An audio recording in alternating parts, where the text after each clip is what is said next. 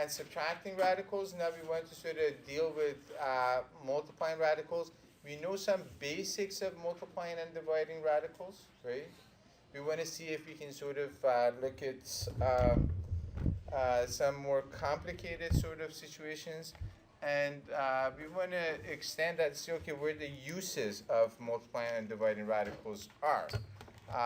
Some of the things that we have done in the past. We dealt with multiplying, with rationalizing denominator last year, just based on the fact that you guys were doing so well, we sort of extended it.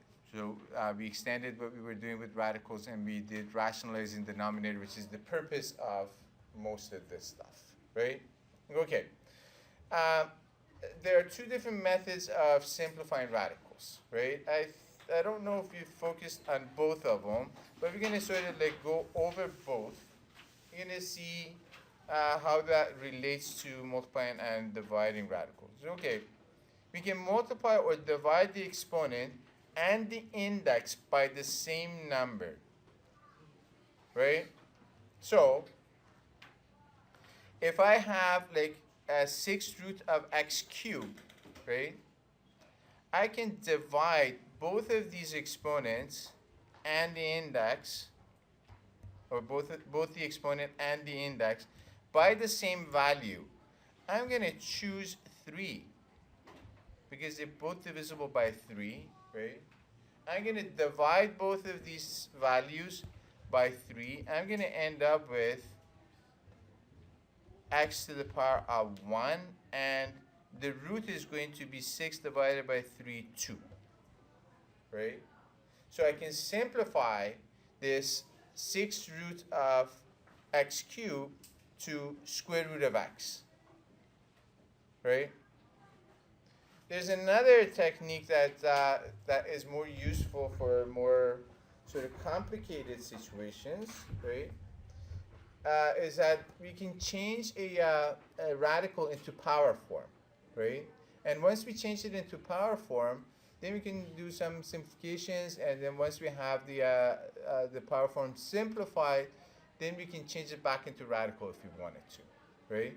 So we know that we can write this as x cubed to a power of a root becomes a what? A reciprocal, so it becomes a 1/6, right? So if I'm raising a power to another exponent, what happens to the exponents? They multiply. So this becomes 3 times 1/6. Of course, you can do all of this in one step. This becomes x to the power of 3/6, which is simplified to x to the power of 1/2, which is equal to square root of x, right?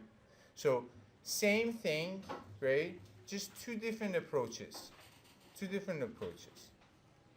Furthermore, we know that when multiplying and dividing radicals, if the index is the same, the radicals multiply and divide, right? We've done this before. We've split radicals, right? Once we split the radicals, we were able to sort of combine them again, right?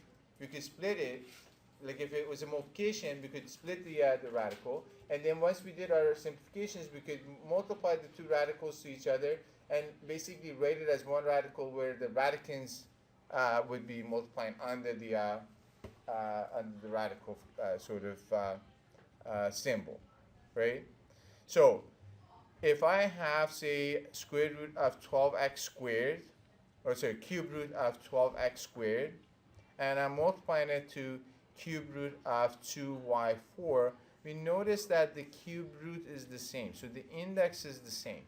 If the index is the same, I can write this as one radical. This becomes 12 times 2, x squared times y4, right? If I can simplify this, I can simplify to cube root of 24 x squared y4. Yeah? Because the index is the same, I can do that.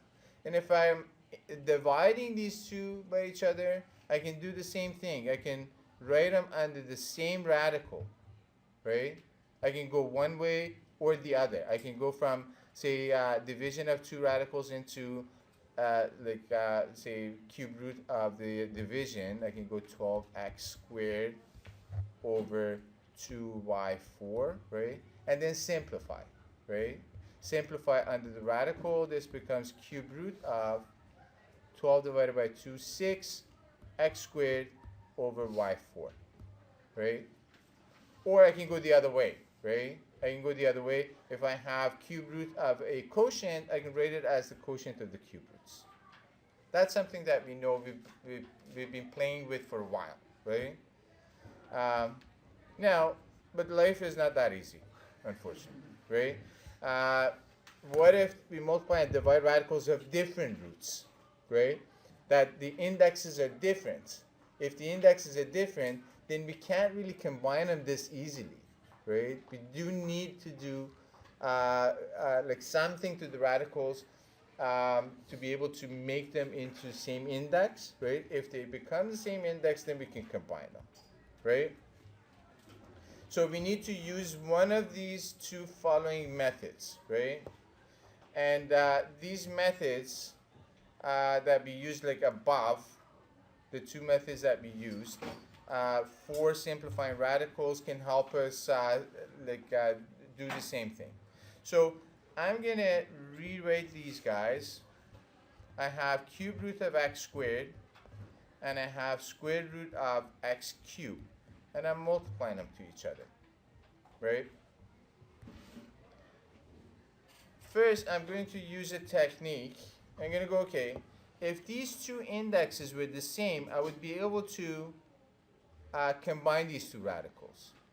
When we add or subtract two fractions, we need to have a same denominator. How do we make a same denominator if the denominators are different? We cross multiply them, right? So if I take this index and multiply this guy by 2, right? I would have to multiply what's under the radical by the same thing too, right? We saw that right above. I can do that, right? Kind of like adding and subtracting fraction, doesn't it? It's kind of say it reminds me of it. Well, I don't know. It's a reminiscent of adding and subtracting fractions. Now, I've multiplied the index of this guy and the power of what's under the radical by 2. I'm going to have to do the favor to the other one. I'm going to go multiply this guy by 3 because the index of the first radical was 3. I'm going to multiply this guy by 3. And then I have to do exactly the same thing under the radical. So very, very similar to what we do with adding and subtracting fractions. And in a minute, you'll see where that comes from. Now it becomes 6 roots x to the power of 4 and 6 roots x to the power of 9. So now it seems to be something doable because the indexes are the same. Now, if the indexes are the same and we have a multiplication of two radicals, I can multiply the radicands. This becomes x to the power of 13 under the radical, right? 6 roots, I can write it as x to the power of 12 times x, right? And you should be able to see that this is an x squared that comes out of the radical and 6 root of x stays under the radical. Fair enough? So that's one way of doing it. If we use the method 2, the method 2 is the power method, like changing the radical into a power form. You know? We go, okay, this is an x squared to the power of 1/3, right? Multiplied by x cubed to the power of 1/2, right? Now, if I have a power raised to another exponent, what happens to the exponents? They multiply.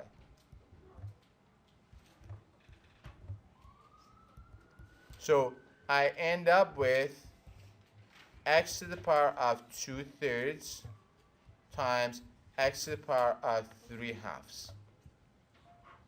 Yeah? Now, I have two powers multiplied to each other with the same base, right? What do I do to the exponents? You add the exponents. You see this business? Does it remind you of that business? Yeah? Okay, so that's where that comes from. So adding two fractions to each other. That's why we had all of this like happening over here, right? So adding the two fractions, I need a common denominator. What do I need? I need 6. So it becomes 4, and then the top becomes 9 here. X to the power of 4 plus 9, 13. So this becomes x to the power of 13, and we're taking 6th root of it. Yeah? And we can simplify it as x squared 6th root of x. Or you might want to, I don't know, I mean, some people go far enough and say, okay, you can do this like you can change this into a mixed fraction. This is 2 and 1/6, right? So you can see it right away with the fraction that you have there. So fractional or rational exponents, or just using radicals as you go, right? So pretty straightforward techniques. Both of them are legitimate and valid, right? One may come to you easier than the other one. One may be more natural to you, right? Use the one that's more natural to you. I'm going to leave the two divisions for you guys to do. Go for it. Okay, let me do it both ways. Let's see how we can rewrite this and go, okay, this is, whoa, why did it go down there? Okay, I have 4th root of x cubed over 5th root of x. I'm going to multiply the top one by 5. I have to multiply under the radical by 5. Multiply the bottom one by 4. I have to multiply under the radical by 4.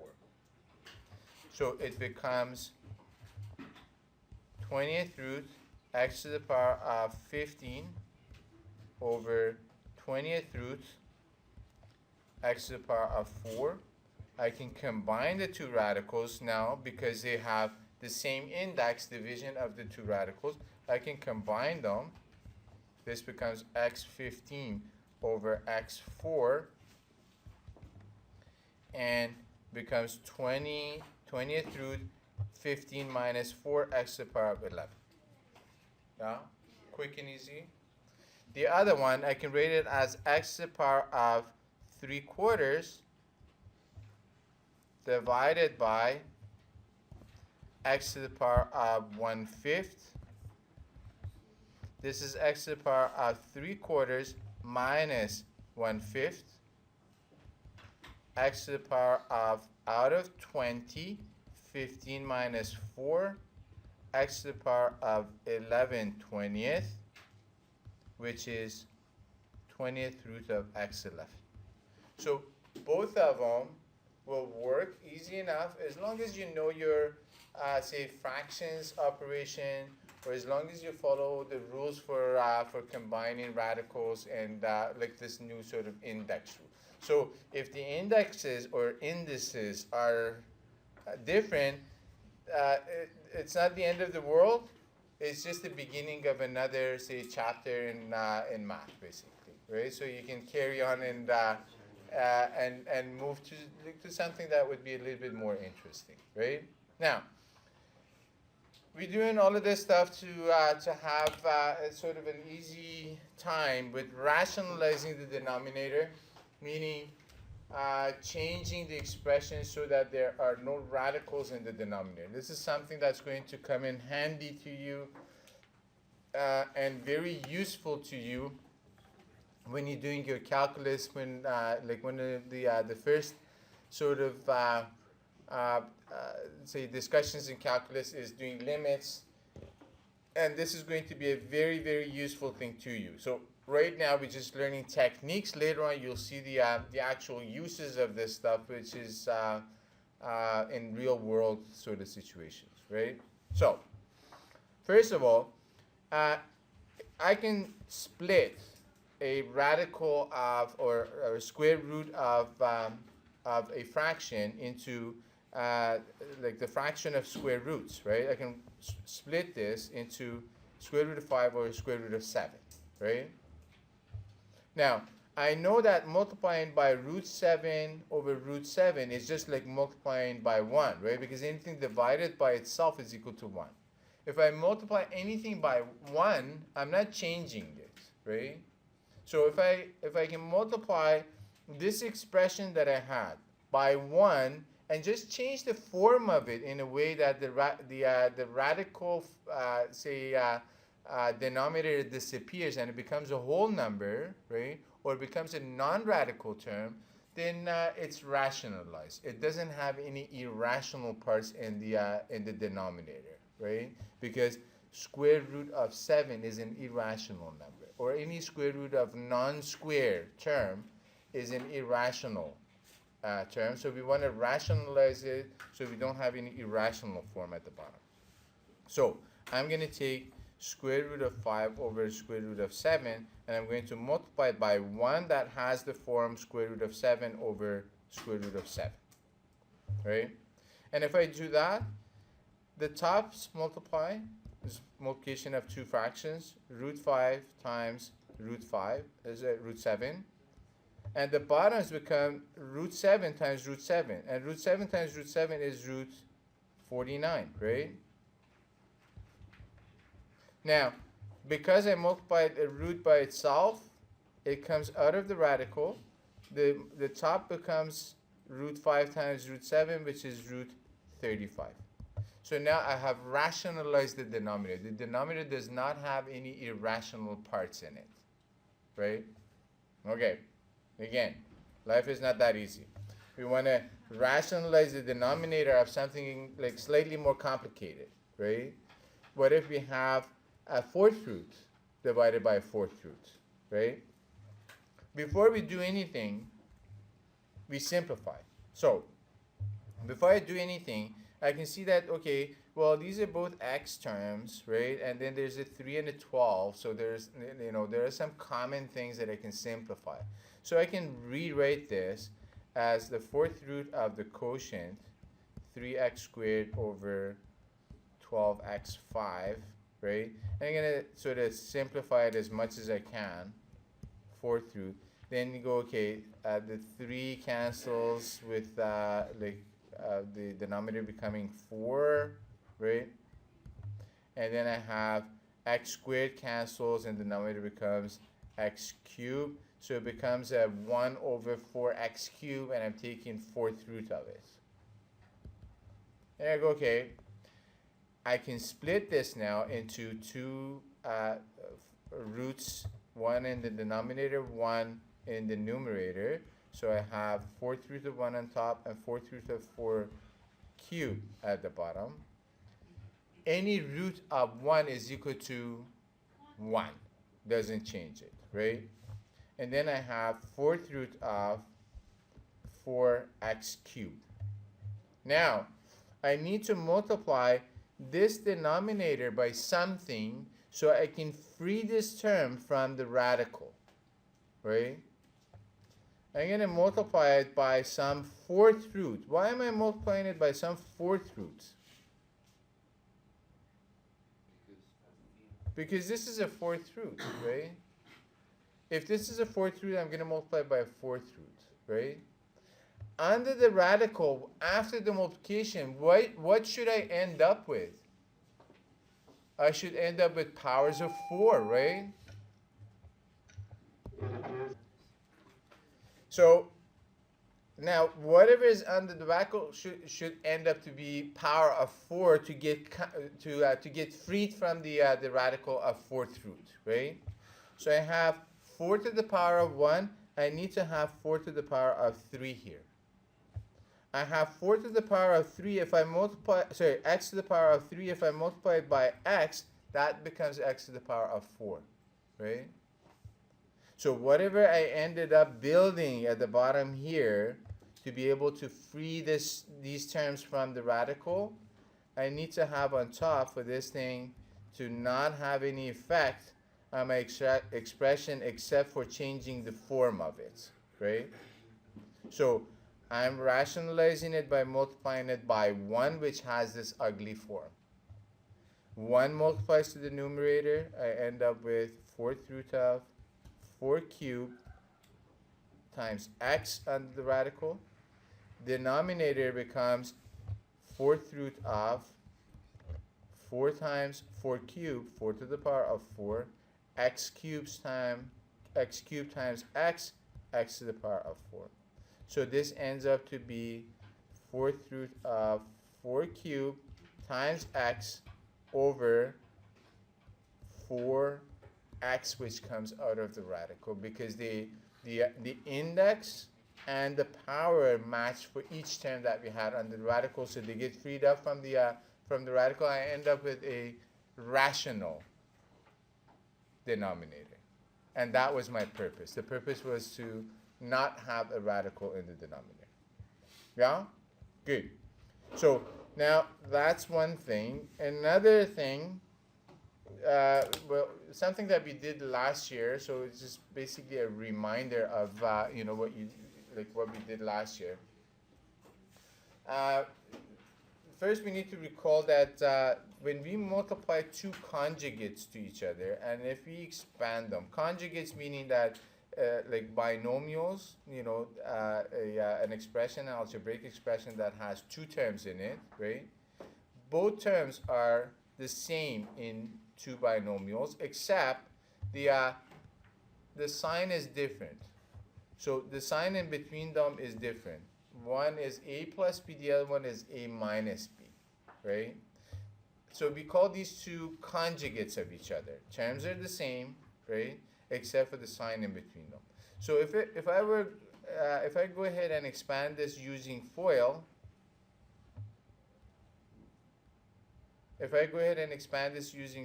go, okay, a times a is a squared, a times minus b minus ab, b times a plus ba, and b times minus b squared. These two terms cancel each other out, and I end up with a squared minus b squared, the difference of squares. I end up with difference of squares, right? And we're going to use this expansion to rationalize denominators with sums or differences. Something that, again, like I said, we did last year as, say, an extension to the radical unit that we have. But we're just going to go over it. Of course, you're going to be looking at more complicated questions this year in your workbook. So, as in examples, we want to rationalize the denominator in what we have here. We have 2 over square root of 5 minus square root of 7. Okay. Based on what I have here, if I multiply this expression in the denominator with its conjugate, I end up with the square of each term. The square of each term will free each of those numbers from the square root, right? So that's what I'm going to do. I'm going to choose root 5 plus root 7, right? But I can't arbitrarily multiply a fraction by by some value. The only value that I can multiply it by is 1, but 1 has a form of root 5 plus root 7 in this case, right? So anything divided by itself is equal to 1. So these two expressions are exactly the same. So it doesn't change anything except for the form of it. Now, the top becomes 2 brackets root 5 plus root 7. The bottom becomes root 5 minus root 7 times root 5 plus root 7, the difference of squares. So it's going to be square of the first term, root 5 squared, minus square of the second term, root 7 squared. Simplify, I end up with 2 brackets root 5 plus root 7 over square root of 5 squared is 5. Square root of 7 squared is 7. And I end up with 2 root 5 plus root 7 over negative 2. And that would be rationalizing denominator. Rationalizing binomial denominator. Binomial denominator using difference of squares, right? So by using difference of squares, we can rationalize the denominator that is a binomial. It's not just one term. It's actually two terms, right? Added or subtracted. Some algebraic stuff. We're going to go through some algebraic stuff as well, just so you have the practice, right? So I'd like you guys to give this a try. Look at rationalizing the denominator for this thing. Let's see how far you can get with this. Okay, so let me go through this. I'm going to go through it quickly. A lot of people know how to do this. I'm not going to spend too much time on it. So we have square root of x minus square root of 2y over square root of x plus square root of 2y, right? I'm going to have to multiply the top and the bottom by the conjugate of the denominator of this guy. Conjugate meaning the sign in between them is going to be opposite of plus, so it's minus, right? Terms are exactly the same. Square root of x, square root of 2y. I need to do the same thing to the top because it would have to be some form of 1, right? Okay. Now, if I do this multiplication, I haven't changed the fraction, I've just changed the form of it, right? So, now I'm going to go ahead and multiply. The top is square root of x minus square root of 2y. It's the same numerator for this guy. So it becomes square root of x minus square root of 2y all squared. A binomial squared. The bottom, I'm multiplying two conjugates. Essentially the same as multiplying a plus b times a minus b. It becomes square root of x squared, difference of squares, minus square root of 2y squared. The denominator becomes radical free because square root squared gets rid of the square roots. So it becomes x minus 2y. The numerator, I'm looking at either expanding this, but expanding it may take a long time and it may be a little bit too like too much work, right? So you just need to remember that when you expand a binomial to the power of 2, you get the first term squared, you get the second term squared, and you get twice the product of the first term and the second term. So first term squared, square root of x squared gives you x.